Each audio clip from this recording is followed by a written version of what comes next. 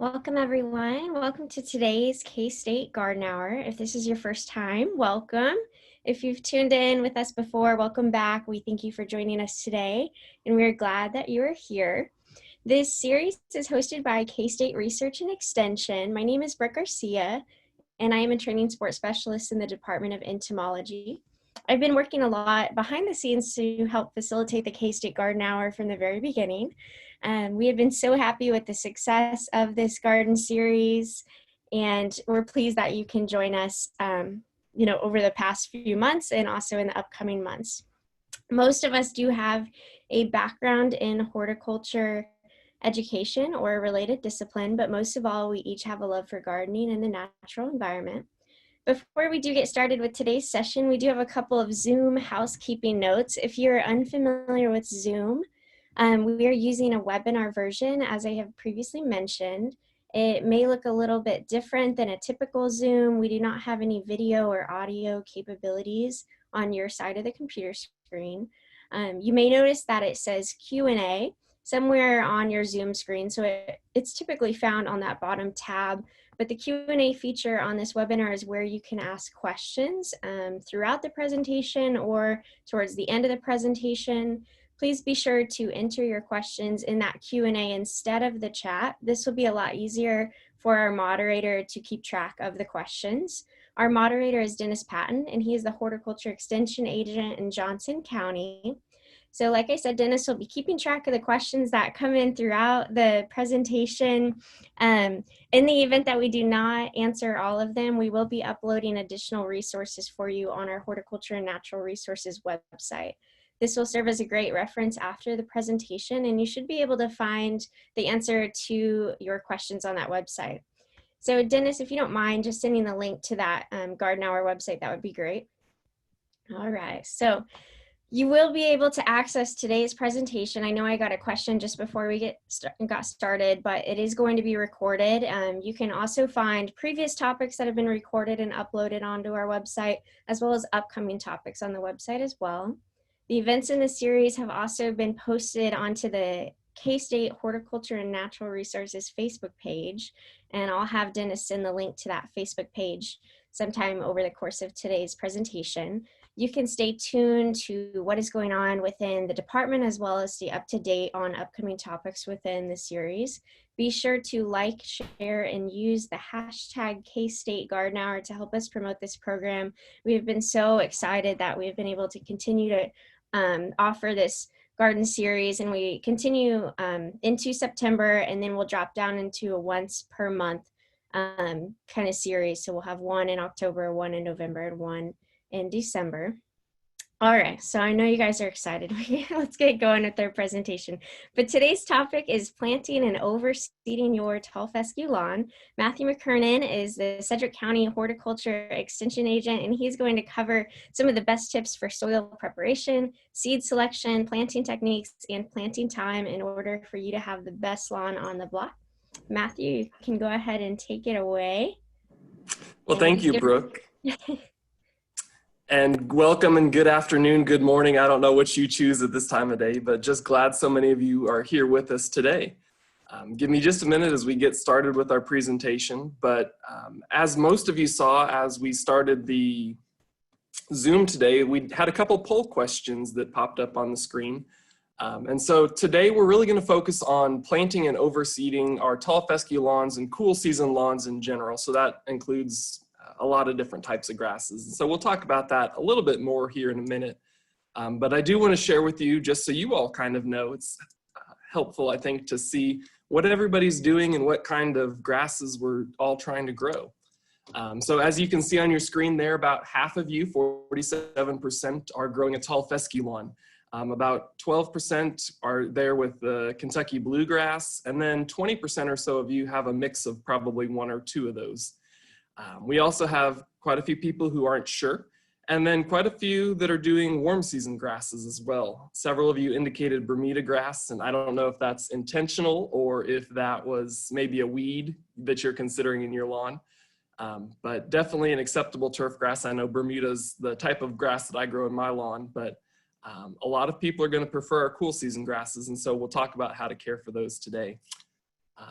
And then as far as what your plans are for this fall, it looks like 75% of you are looking to overseed your existing lawn. About 3% are looking to plant something new, and 20% are looking to maybe make that decision today after we get to today's presentation. The 3% of you that say you have the perfect lawn, I ought to let you present this afternoon's talk instead of me. I know personally there's always room for improvement in my lawn, but definitely enjoy it out there. So we'll jump right into today's presentation. As Brooke mentioned, I'm the horticulture agent for K-State Research and Extension here in Sedgwick County, so I work out of the Wichita, Kansas office. And today with our presentation, we want to look at fall lawn care and all of the different things that are involved with that. And I feel like the one question that we always want to answer at the end of the day is, why does that grass always seem greener on the other side of the fence?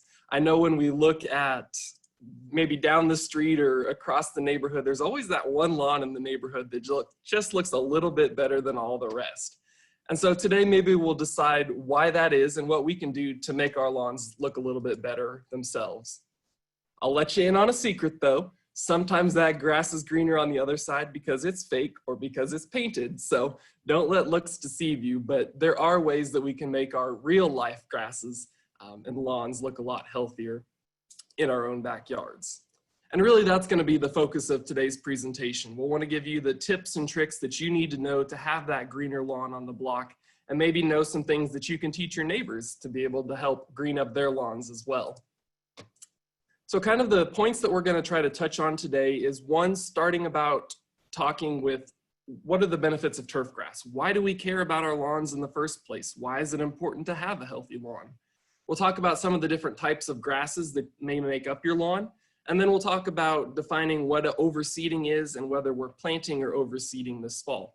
We'll also discuss some of the important dates and then all those steps that you need to know to really have a healthy, successful lawn planted or overseeded. And one of the biggest things I'll focus on today is purchasing grass seed, because I think that's one of the things that really makes or breaks our success with a new lawn.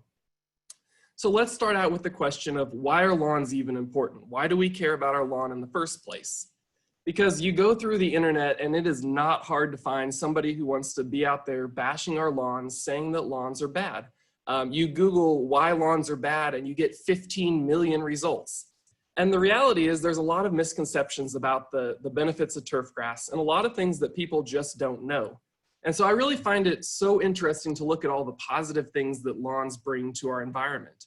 Lawns are actually going to reduce roadside noise from like traffic by 40%. That's a pretty significant drop in street traffic or other traffic in our area just by having a lawn over maybe our driveway or bare soil. Lawns are naturally going to cool our environment as well. Typically our lawn is going to be about 30% cooler than the asphalt or the concrete that may be around it. It's also going to be 14% cooler than bare ground. Lawns are also going to have a big impact in the value of our home. A good, healthy, established lawn can increase our home value by as much as 15%. And one of the biggest things that I get excited about when it comes to lawn care is the oxygen that it produces. It only takes a 50-foot by 50-foot section of lawn to produce enough oxygen for a family of 4, which is really awesome because 50-foot by 50-foot really isn't that much lawn. So we can all be doing our own part by having just even a small section of lawn being as healthy as possible and producing that oxygen for all of us to have cleaner, healthier air, which I think is really cool. So as we jump into lawns, we've talked about the benefits, and these benefits are going to hold true no matter what type of grass we grow. But in the fall, we want to pay special attention to certain types of grass, and especially our cool season lawns. Typically, our cool season lawns are going to be things like fescue, bluegrass, ryegrass, all of those grasses that are going to grow best in the spring and the fall. Typically, these are going to be times of the year when our temperatures are cooler, there's a little bit more rainfall, and so that's when these grasses are really going to perform the best. And that's why giving them care during that time of year is going to be the most important. Quite a few of you mentioned this morning that you may have a warm season grass. So maybe you have Bermuda grass, zoysia grass, buffalo grass. A lot of the care that we're going to give those grasses is going to be the exact same as our cool season lawns. But the difference between our cool season grasses and our warm season grasses is the time of year that we make those applications, the time of year we plant, the time of year we fertilize. And so today we're really going to focus on these two grasses, our tall fescue and our Kentucky bluegrass, because September, November now is really the ideal time to take care of a lot of these grasses. Whereas if you have Bermuda, zoysia, or buffalo, we'll do the same types of things, but we're going to hold off until about mid-May or June when those things are going to be most effective for those types of grasses. Usually one of the big ways that people differentiate cool season grasses between warm season grasses is usually our cool season grasses are going to stay greener during the winter. This is a picture of a cool season grass actually in March of 2016, and it's not green and lush like we might envision a cool grass being, but if you look down there at the base of the plants, at the crown of that lawn, it's still going to have some green color. And so typically our cool season lawns are going to green up much earlier in the spring, which is oftentimes why they have some appeal over other types of grasses. So what types of grasses are included by the term cool season grass? And really the big two that we're going to focus on today are going to be tall fescue and Kentucky bluegrass. These are going to be our best adapted grasses for most all of the state of Kansas. For south central Kansas all the way north, tall fescue is really going to be one of the best grasses that we can have because it's one of the most heat and drought tolerant cool season grasses that we have available. Fine fescue is going to be considered a cool season grass, and this is going to be important when we look at grass seed labels a little bit later on today. So fine fescue is going to include things like red fescue, chewing fescue, hard fescue. But the problem with these fescues, the fine fescue group, is they're not going to be able to handle the heat and the drought quite as well as our tall fescue varieties are. So fine fescue is often a type of grass seed that you'll see, but it's not unfortunately going to be one of those that is well adapted to all of Kansas, especially south central Kansas. If we lived up in Nebraska where it's a little bit cooler, where it's a little bit wetter during the summer, that might be a great option. But here for most of Kansas, fine fescue is not going to be a great choice. Same thing when we look at our ryegrasses. Our ryegrasses typically are going to suffer during the heat and the drought of the summer. And so the annual ryegrasses may actually die during the heat of the summer. Our perennial ryegrasses oftentimes will come back, but they're just going to yellow out and brown out during the heat of the summer. So if we have these as our lawn grasses, they'll grow well in the spring and the fall, but they're really going to look rough compared to some of these other tall fescue or Kentucky bluegrass lawns. So that's why today I really want to focus on tall fescue and Kentucky bluegrass. And Kentucky bluegrass, if you live up in the Kansas City area, northern Kansas, that's going to be a much better option for you or another option. But like I said, tall fescue is really going to be the best choice for a cool season lawn for just about all of Kansas if you're unsure which direction to go in. And one of the things with a cool season lawn that people are always trying to struggle with is, how do I get these cool season lawns to really look their best when I have a lot of trees or a lot of dense shade in my property?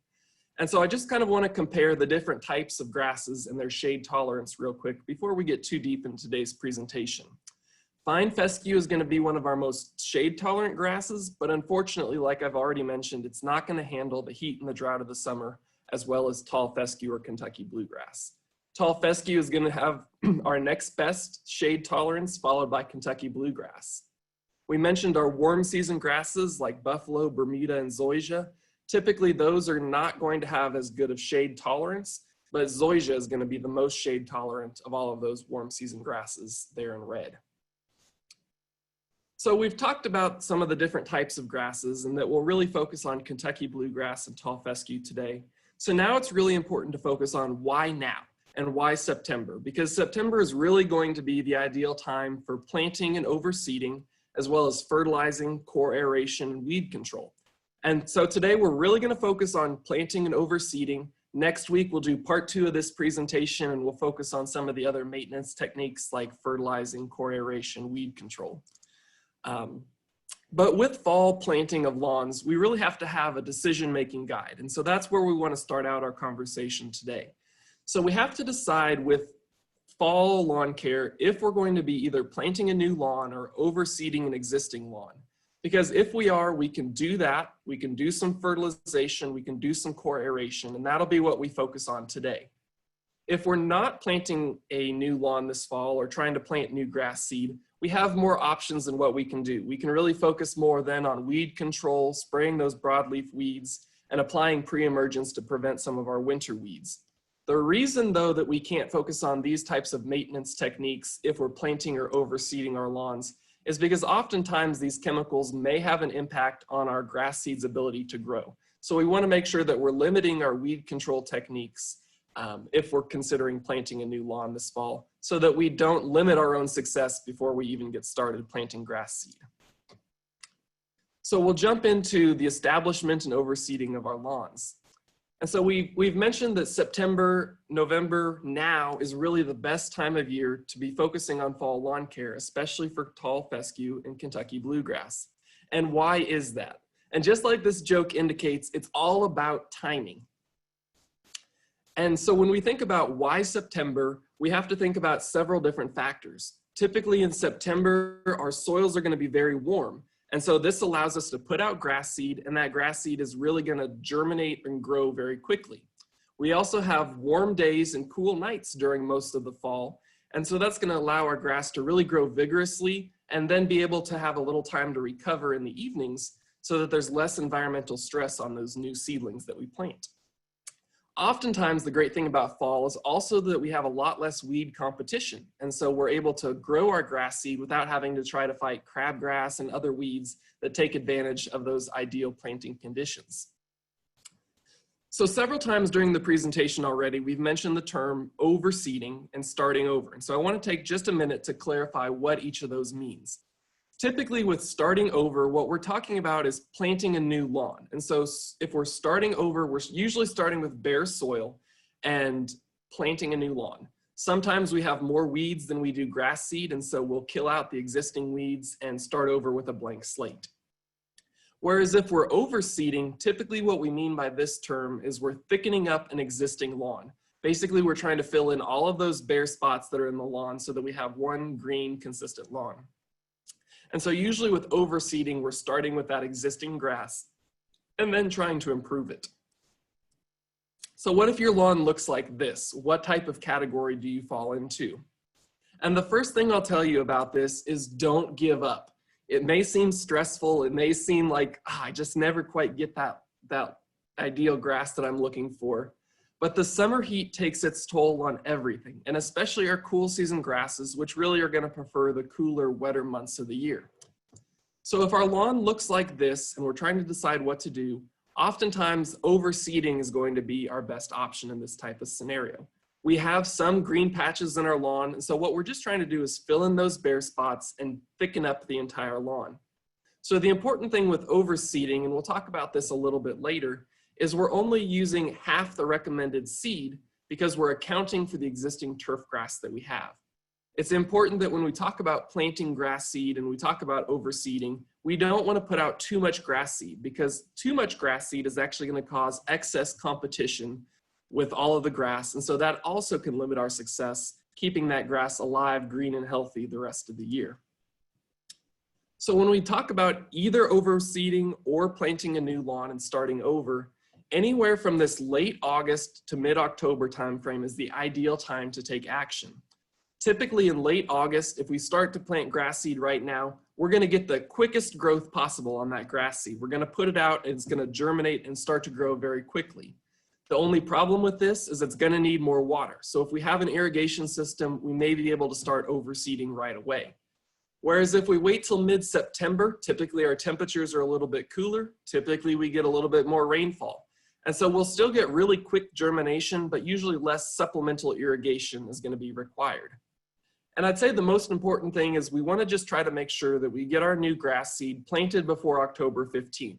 We want to make sure that that grass has the opportunity to put down some roots and get established before we start to hit the dead of winter and our grass growth starts to slow down. The other important thing with all types of grass seeding is that we want to make sure that we're not using any type of pre-emergent chemicals, because a pre-emergent is basically a weed control or a seed control product that prevents seeds from growing. And so the product doesn't know if it's a grass seed or a weed seed. And so we want to make sure that we're not using those pre-emergents so that we don't limit the success of our seed growing. Timing wise, the same is going to be true if we're planting sod as well. Basically, sod are going to be those green strips of grass that already have a root system with them. And because they already come with an existing root system, that's going to add a little bit more flexibility in our timing as far as when we can plant it. Again, September is going to be ideal for planting sod. We can go all the way through early November, still an acceptable time for sod. Early November, November to early December, we're going to be a little bit variable depending on the time of year. But March to mid-May is also a great time to plant sod. And because it has all of this existing root system, we have a little bit more flexibility. The important thing though is we just want to try to keep the moisture that the roots need for establishment. So the hotter it is, the drier it is, the more water that sod is going to need. And ideally we want to try to avoid either the dead of winter or the heat of summer when planting sod. We can still do it, we can still have success, but it's harder for our grass to establish. So if we can get it planted now, it's going to be a great time to do that as well. So what are the steps that we need to consider when planting our new grass seed? And so we want to start with a soil test whenever possible, because basically what a soil test is it's going to evaluate the nutrient levels of your soil. And the way I look at it is the nutrients of your soil are going to basically be the invisible problems that you don't know you have. You can't look at a handful of soil and know that it's low in phosphorus or high in potassium. And so we want to be able to take that soil test ahead of time to see what our maybe hidden problems might be.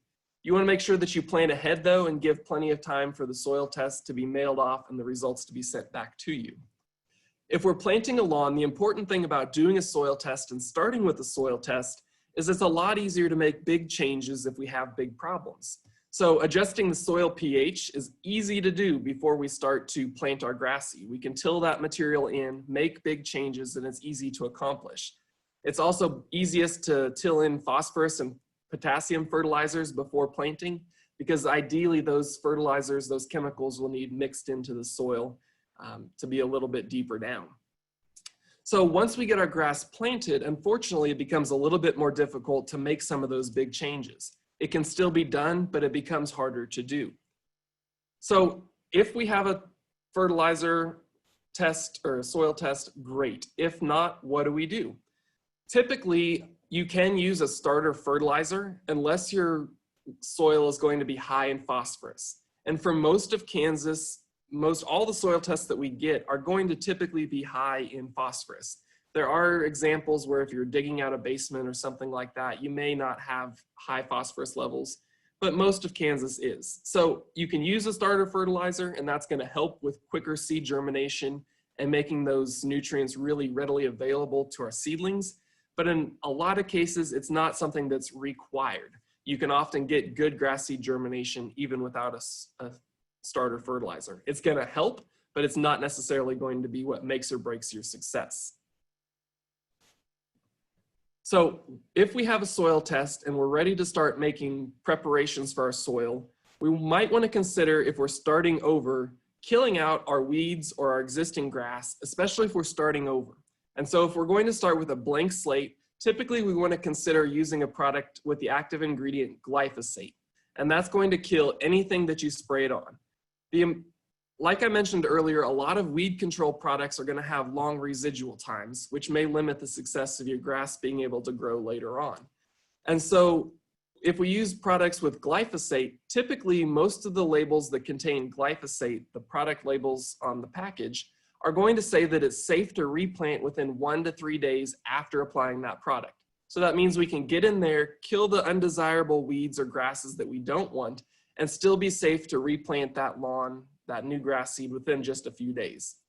Oftentimes it's good to do this a couple weeks before seeding. That way you can make sure you get a good kill and none of those weeds or other plants come back. Because if they do, you can make one quick second application and still be ready to plant 1 to 3 days after that.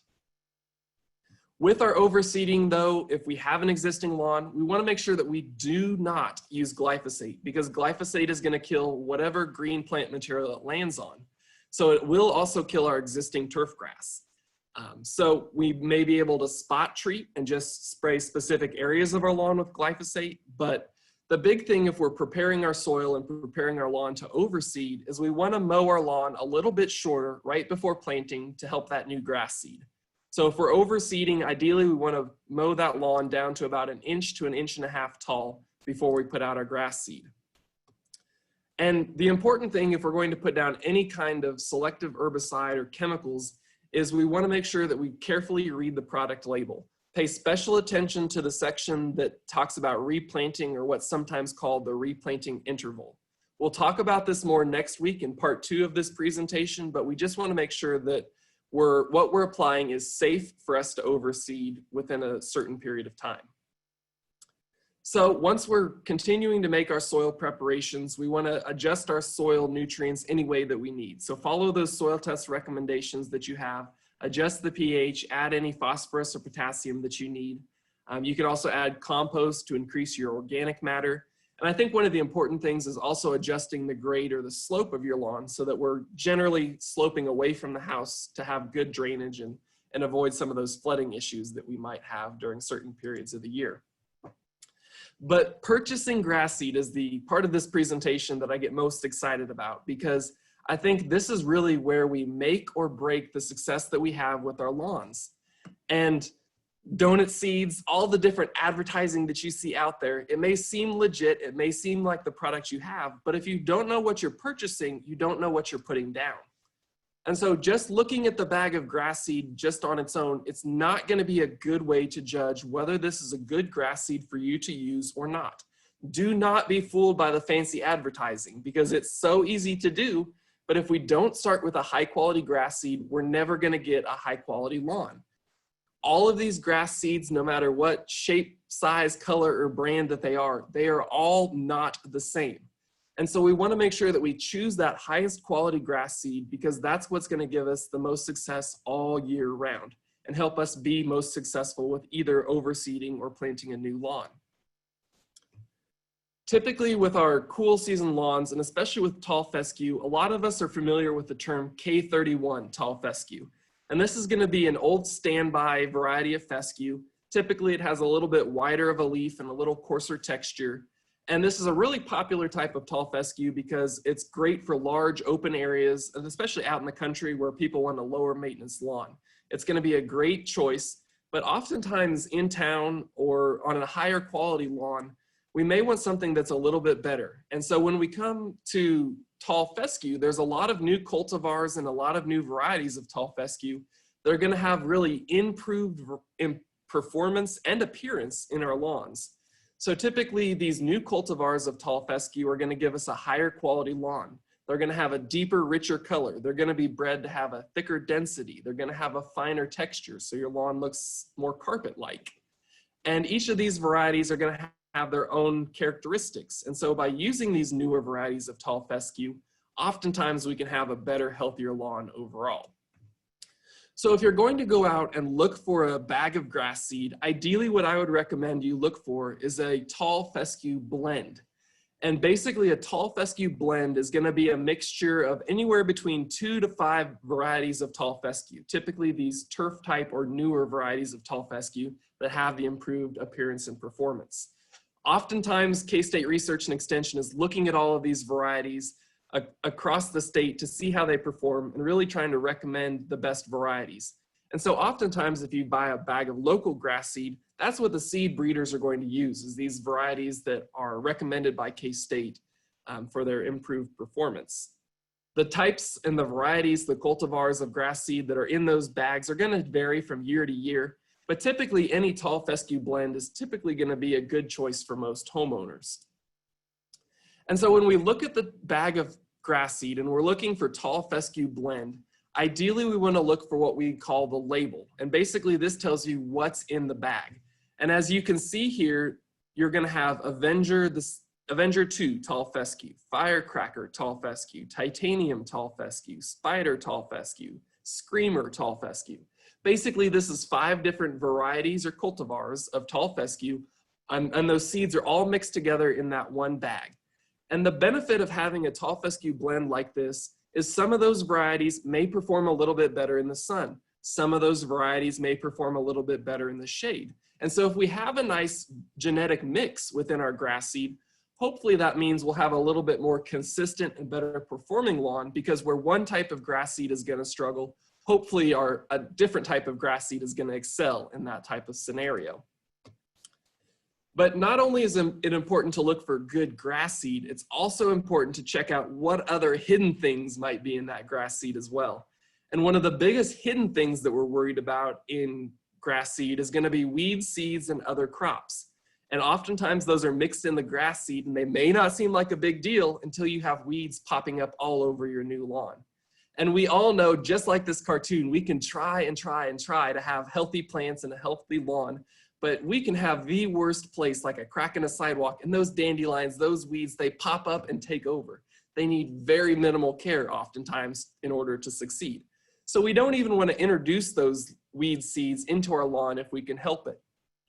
And so when we're looking at that label, like we did just a minute ago, we want to make sure that we're looking for a couple different areas. One is weed seed, and one is other grass seed or other crop. Oftentimes, these are going to be other seeds that are mixed into the bag that we do not want to be planting. Most oftentimes, orchard grass or annual bluegrass, that's going to be a weedy type bluegrass. Both of these are going to be perennial weeds. So once we plant them in their lawn, they're going to come back year after year after year. And they can't be easily controlled without damaging the entire lawn. And so we do not want to try to introduce these when we plant our grass seed, because they're really hard to control once they're established.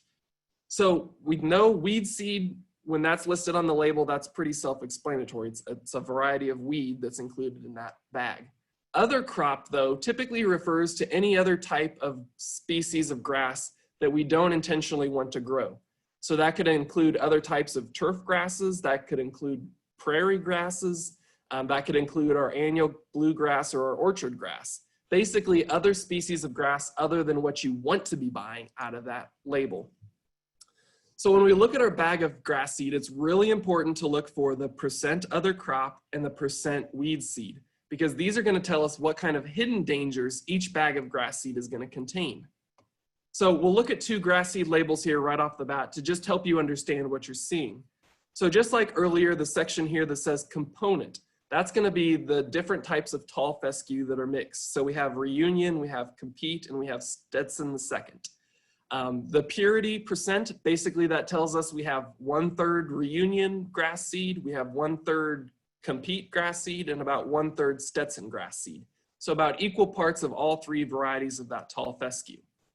Our % germination over here tells you that out of all of that grass seed, 92% of it is tested to be able to grow. So we want to make sure that our % germination is usually 90% or higher. Typically, the higher that number, the better off the grass seed is, because the more live, viable seed we have. The origin just tells us what state that grass seed came from. Most commonly, you're going to see Oregon listed. Then there's going to be a section that says other ingredients. And here, it's kind of hard to see on this label, but 0.00 other crop seeds. That's going to be ideal. We want as close to 0 as possible. Same thing here with weed seed, 0.00 weed seed. That's ideal. There are no other weed seeds in this bag. Oftentimes, you're also going to find something that says inert matter or inorganic material, and that's 1% in this bag. Basically, those are products that are mixed into the seed that basically help you spread it when you put it into the spreader, and helps it get a little bit more even distribution. You'll also see often the dates that these were produced. This picture is a couple years old, so this was in 2018. And you'll also see the potential for noxious weeds, and if there are them in there in large enough amounts, they'll be listed specifically. So just to give you a second idea of what a different bag of grass seed would look like, this is probably an even better bag of grass seed, because here we have 5 different varieties of tall fescue. So we have 5 different sets of genetics that hopefully are going to help us be able to tackle whatever tough situations we might have in our lawn. Here, the mixture is a little bit different. We have 25% of this bag is going to be the Avenger grass seed, and about 20% of the rest of this is going to be the different types there. Here, our germination is about 90%, so that's pretty good. 90% of the bag of seed will grow once we plant it. And again, the ideal thing here is that we see 0.00% other crop and 0.0% weed seed. Those are the important things that we want to look for. And the reason this weed seed thing and this other crop thing is such a big deal is it's not based on the number of seeds in the bag. The percentages that you see on the bag are percentages by weight. And so it really is important because a lot of these weed seeds are so small, they're so dust-like, it takes a whole lot of them to weigh up to anything. And so typically any crop that makes up 5% or more of the weight is going to be specifically listed under other crop. But as long as it's 5%, the grass seed manufacturers don't have to tell you what these weed seeds are or these other crops are. So the question then becomes, how much is too much of these weed seeds or other crops? And that's really going to be a difficult question to have an answer for across the board because it's going to depend on your tolerance for weeds.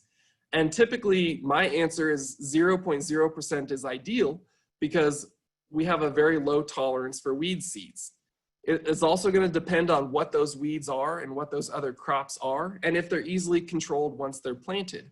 Things like annual ryegrass are relatively harmless because they're going to die off in the summer heat most years. But something like rough bluegrass or orchard grass is going to come back year after year after year and potentially spread in our yard. So we don't want to be planting those when we're planting new seed. And it's also important to think about with our grass seed, the size of our tall fescue seed. Tall fescue seed is very, very small. But when we talk about our weed seeds, they're going to be even smaller. So in this picture here, you can see the actual size of a tall fescue seed compared to a clover seed or a wild carrot seed. And all of these weed seeds are going to be significantly smaller than that tall fescue seed. And because our grass seed is listing these weed seeds and other crop seeds by weight, we have to consider what it actually means when we have a high percentage of weed seeds or a high percentage of other crops. Because just based on their size alone, it's going to take a whole lot of clover seeds to equal the same amount or the same size as one tall fescue seed. So when we start to look at that in the number of seeds total, 1 pound of tall fescue seed is going to have about 200,000 seeds. But if we look at 1 pound of white clover, typically that means there's going to be more than 800,000 clover seeds in 1 pound, which is a huge difference. So when we look at that side by side, that means we're going to have 4 pounds of tall fescue seed to have the same number of seeds as in 1 pound bag of white clover. So 4 pounds, or like a 4-pound bag of tall fescue is going to be the exact same number of seeds as in 1 pound bag of white clover. That's a huge difference. So as much as half of 1% can really ruin our bag with either weed seed or other crop. And so that's just 0.05%. So ideally we want to have as few of these weed seeds and other crop seeds as possible because they're so small, they're dust-like. It really takes a lot of them for it to add up in the total weight of the bag. And so even with the numbers of that percent being small, those weed seeds can easily outnumber the number of grass seeds based on the weight and the size of those seeds. So ideally we want the weed seed and the other crop seed to be as close to 0 as possible. I would say good quality seed has 0.01% or less.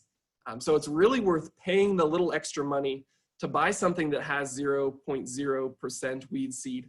And oftentimes those products are going to be marked as certified seed, where they're actually verified that there are no weed seeds or other crop seeds in it.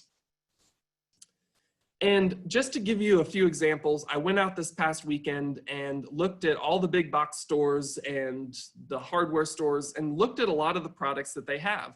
And when you look across the board, there's tons of options out there, but are any of them really good options? Take a second and just think, which one of these products might you buy?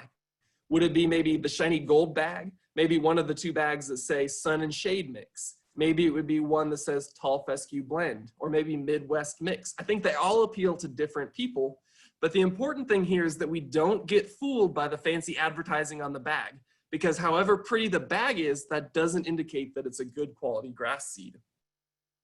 So when we look at what's actually in any of these grass seeds, just to give you an example here with these first 3, this gold standard bag, this bag that catches your eye across the store because it's bright, glittery, and gold.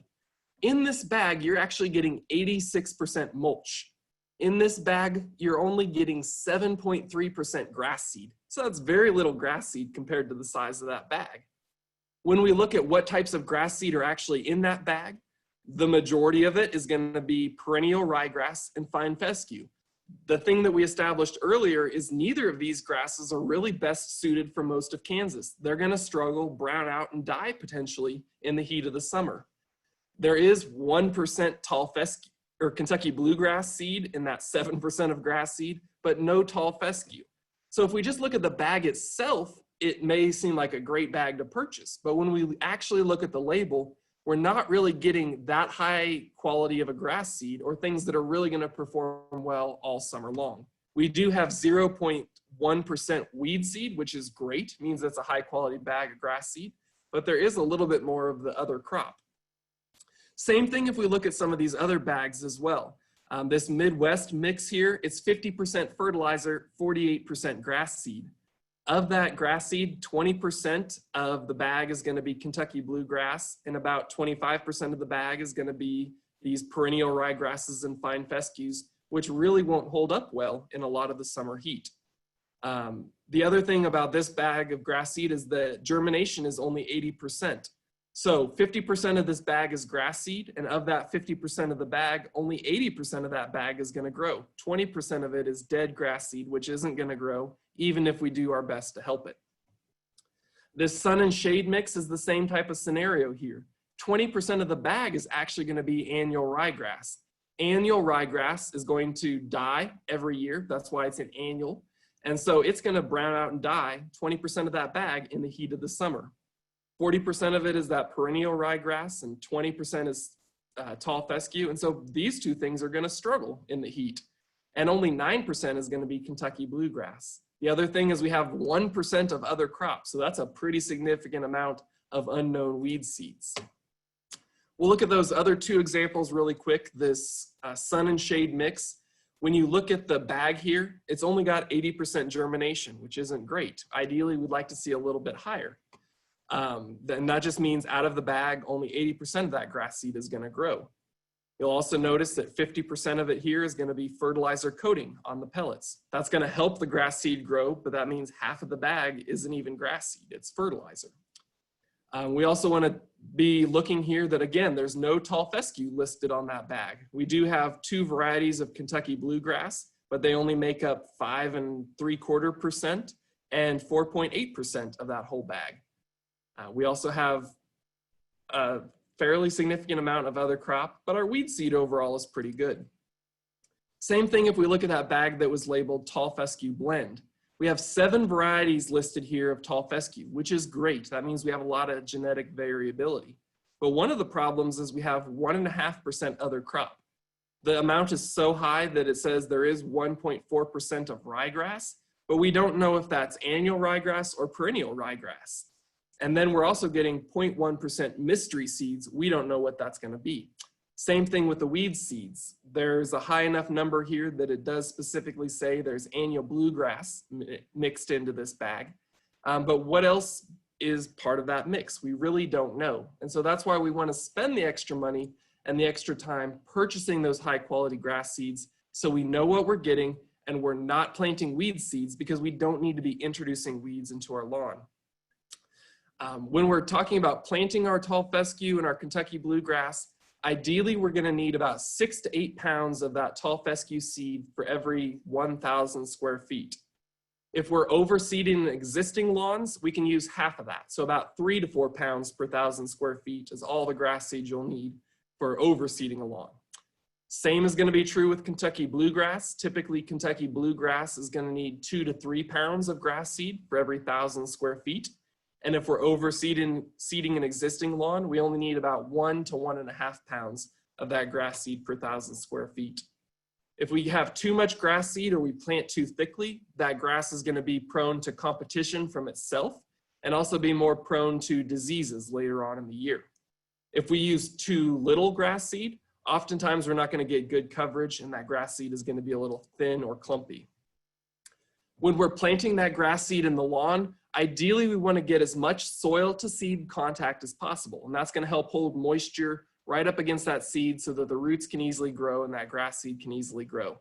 So ideally we want to try to get that grass seed about 1/8 of an inch to 1/4 of an inch deep. There's a long list of things that you can do to help get that ideal depth. One of the easiest pieces of equipment to rent is a slit seeder. And basically there's a large hopper here for you to be able to put your grass seed in. There's solid blades that are gonna slice the soil. The machine's gonna drop the seeds into those slices, and then there's gonna be a blade behind it that covers over those seeds and puts them in that ideal 1/8 to 1/4 inch depth. And that packing wheel behind it closes it all up, and that grass seed is ready to grow. Another option people often use is a verticutter. And basically you just have these solid blades that are on the inside axis here. Basically they loosen the soil and remove the thatch. So if you're using a verticutter, what you're gonna wanna do is verticut the lawn to loosen the soil, spread the seed with your grass seed spreader, and then come back and verticut a second time to try to mix that seed into the soil to reach that optimum depth. We can also use core aeration to help us get that grass seed a little bit deeper. And basically that's going to be a type of machine that we may be able to rent that has these punches in it that basically take out a 3-inch plug of soil, bring it to the top of the surface. So we'll core aerate our lawn, trying to get those holes about 3 inches apart, and then broadcast our seed right over the top. If we're planting a brand new lawn and starting over, we may be able to rototill our lawn up. And basically you'd use a machine like this to break up the soil crust. We'd want to make sure that we're smoothing it out, having the elevation like we want it, maybe using a light rake to mix the grass seed into the soil. And often a leaf rake is going to be great for that. But if we're just using a small area of our lawn, or we want to get a little physical exercise right outside, a garden rake is a great way to be able to get that 1/4 inch to 1/8 inch depth. Basically, we just want to break up that soil a little bit to try to get that grass seed just barely under the surface. For the best results with grass seed spreading, ideally we want to apply that grass seed in partial rates in multiple directions. Basically, we're going to use the same amount of grass seed that we talked about a minute ago, but by making multiple passes with this grass seed, we're giving us more even distribution across the whole lawn and hopefully avoiding missing areas of the lawn. So what does that look like? So if we're using tall fescue grass seed and we're planting a new lawn, ideally we want 6 to 8 pounds of tall fescue grass seed per 1,000 square feet. If we're going to try applying multiple rates in multiple directions, basically what we would do is for every 1,000 square feet, we would take 2 to 3 pounds of grass seed and make our passes north and south up and down the lawn. Then we'd go back, refill our machine with another 2 to 3 pounds of grass seed and go perpendicular to that across the lawn, going east and west this time.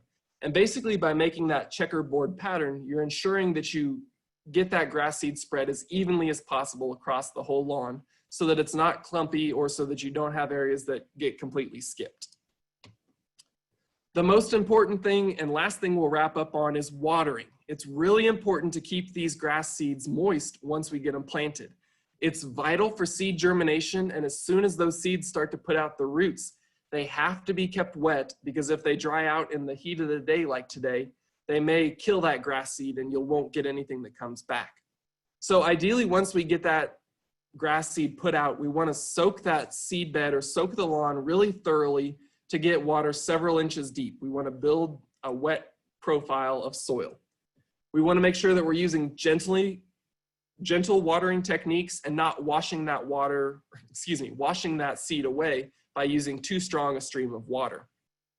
And once those grass seeds germinate and start to grow, they cannot dry out, otherwise most likely they'll die. So once we have that grass seed up and germinating, it's important to water regularly. We want to keep that soil moist, and so what that means is often watering lightly and frequently.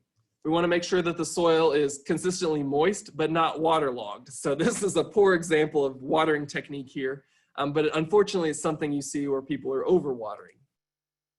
So what that means for our grass seed is we want to, during those hot days of the year like today, we may need to water 3 or more times a day. We're not watering for long periods of time, but we're watering long enough to wet the soil surface. On cooler days, once we get deeper into September and we get more overcast and cool weather, we may only need to water a couple of days or every couple of days, because we're just not drying out quite as quickly as we do right now at the end of August. Generally, over time, we want to make sure that we're decreasing the amount of water that we're giving to our grass. We don't want lightly and frequently to be how we water the grass the rest of its life. Ideally, we want to decrease the amount of water to once or twice a week once we get that grass established. And let your plants tell you when they need watered. A great way to tell if your lawn needs additional water is what we call the spring test.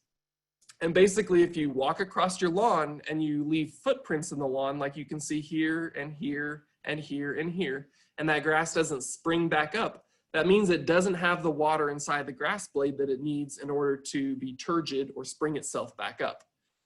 So ideally, we want to pare down that water that we give to our plants over time. But ideally, what we will see after just a few short days or even a week is this grass seed starting to grow and germinate. And ideally, as you can see here, it's evenly spread, it's growing well, and it's being kept moist so that that grass seed can continue to grow well. So just to recap a few tips for success, we want to make sure that we're purchasing the high quality grass seed. It's going to cost a little bit more up front, but you're not planting weeds, and you're going to have better success with a Tall Fescue blend or a high quality Kentucky bluegrass blend that doesn't have other types of grass that are going to struggle. Typically, when possible, we want to apply that grass seed in multiple directions at a half rate in each direction. We want to make sure that we keep that young grass plenty moist. And ideally, our first mowing is going to come when those grass seeds reach a height of about 3 inches tall. So today we talked all about planting, all about getting overseeding and a new lawn established. Next week, if you want to tune back in, we'll talk about fertilizing, core aerating, controlling weeds, all of those things that we need to do to keep our grass looking great all year round. So you can visit our website, the same website you registered for this conference and webinar, and join us again next week to talk about all of our other fall lawn care things that we can be doing. And I just want to end today by saying you all have been fantastic. So I appreciate you joining us today and tuning in. And with that, we'll jump into questions. Thank you, Matthew. It definitely brings back memories. I overseeded. Actually, it was kind of a combination, like part of my lawn had been overseeded already, and then the other part I had to start over. So it was interesting to hear that terminology. But I know we have several questions, so I won't get in the way of that. If Dennis, you'd like to go ahead and proceed with the Q&A. Great. Yes. Lots of questions. I already answered a few of them online for the presentations. We keep moving. A common theme we got about what to do about shade and grasses. Mm-hmm. So like we mentioned in the earlier part of the presentation, tall fescue is going to be one of our most common shade grasses. So we want to make sure that we're, first of all, selecting a grass that's well adapted to shade. And we'll talk about this in a lot more detail next week. It's definitely one of the slides I put in there. But other techniques for growing in shade is ideally if we can prune our trees to allow a little bit more light to come through, that's going to help our grass seed. We also don't want to over fertilize our grass seed or our grass in the shade, because that is also going to mean that it's going to struggle a little bit more. Another problem with shade is we also get a lot of root competition between the trees and the grass. And because the tree roots are bigger, typically they win. So sometimes in the shade, one of our most successful strategies is having maybe a mulch ring around the tree where we're not trying to compete with the tree. Maybe using ground covers in larger areas that can handle the shade a lot better than our grass as well. Okay. Next question is about, should they put some sort of mulch or covering like straw over the seed when they're doing this process? And that's a great question. Typically, if you're able to get your grass seed a quarter or an eighth of an inch deep, I wouldn't worry about putting any kind of covering over it. Basically, what those coverings are going to do is they're going to help regulate the moisture of your grass. So if you have an irrigation system and you can water frequently enough to keep the grass seed alive, you're in good shape. Maybe if you're out there dragging hoses and it's a little bit harder to keep the seed bed moist, you may want to consider some of those coverings just to help conserve some of the water and extend the period of time between waterings. Those coverings are also going to be helpful if you have a steep slope and helping prevent some soil erosion as well. Next question was, is there an alternative? If all you've got is an entire crabgrass lawn, is an alternative to killing that out beside the glyphosate Roundup products? Sure. So there are lots of things that are going to kill crabgrass. Time is going to kill crabgrass because once we get to the first frost of the year, crabgrass dies out.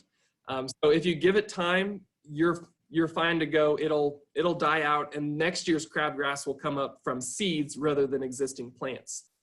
There are other products like quinclorac that can kill crabgrass, but the important thing that you have to pay attention with those products is oftentimes the wait period between when you spray and when it's safe to plant is going to be several days to several months. And so we want to make sure that we're not using those products if we plan to overseed or plan to replant.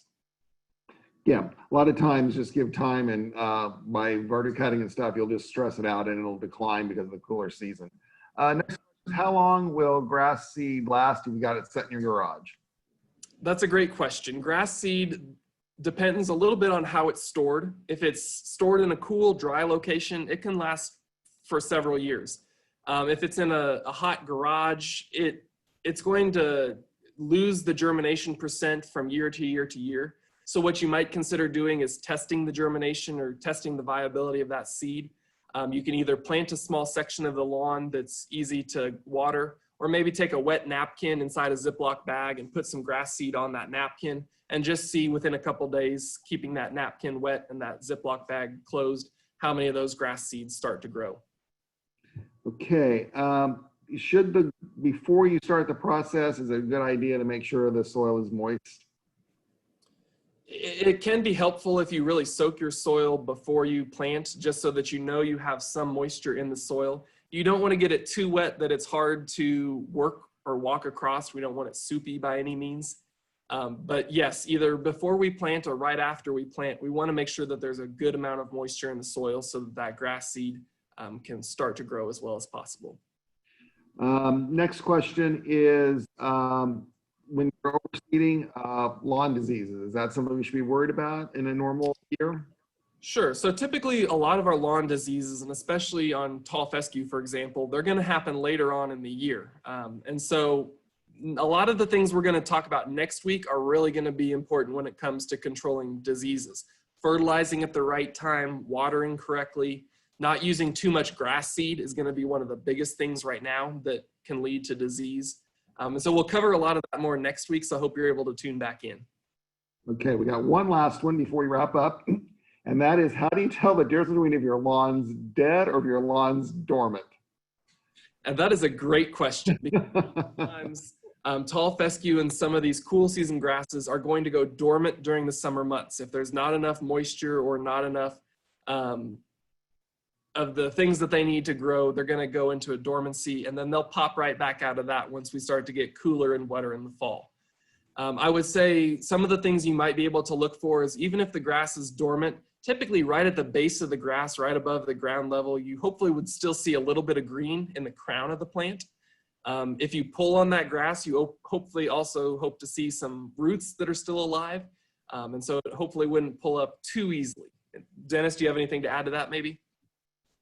No, I think that's a good answer. It is sometimes difficult to know. Last question just popped up, and I think you can answer this really quickly. The question up about bluegrass. You talked a lot about fescue mixes, but bluegrass mixes would be basically the same. Yes, basically look for a Kentucky bluegrass blend that's going to have 2, 3 to 5 varieties of Kentucky bluegrass. No other crops, no weed seeds. And hopefully no perennial ryegrass, annual ryegrass, or those types of grasses that may not do as well. And I guess the last comment I'll make, and I think I've tried to answer this in the chat, but a lot of times people get confused with the nurseries and garden centers will put names on the mixes, like you kind of show those things like a state mix or hot heat wave mix or whatever. And really those names are meaningless. It's really what's in the mix. That's just a marketing term. Is that correct? It is. So we don't want to be fooled by the advertising, the fancy names. We want to know what's in that grass seed and really read that label, because like I said, the grass seed you purchase makes or breaks your success the rest of the year. Okay, the last, Matthew, it's a minute till, and you just got a lot of kudos. Great job. Wonderful presentation. So I'll turn it back over to Brooklyn. Great. Thank you all. All right. Once again, thank you for joining our K-State Garden Hour series today, hosted by K-State Research and Extension. We're so glad that you could learn more about planting and overseeding your tall fescue lawn. This is extremely time-sensitive topic, so I'm glad we could squeeze this into our series. As I mentioned in the very beginning of the presentation, be sure to visit our website to see all of the upcoming topics. This session will be recorded and it will be posted most likely by tomorrow afternoon on that same website. And then after the webinar ends today, you should receive a prompt. It should pop up on your screen to fill out an evaluation survey. If you don't mind doing that, we would greatly appreciate your feedback just so we can continue this program and make it as successful as we can make it. If you don't have time to fill out the survey now, you should receive an email with a follow-up survey in the email. But please don't hesitate to reach out to us with any questions that you have. A good email address to kind of reach our team is ksuemg@ksu.edu. So that's ksuemg@ksu.edu. And thank you again. Have a great rest of your week. We'll be closing out this series shortly.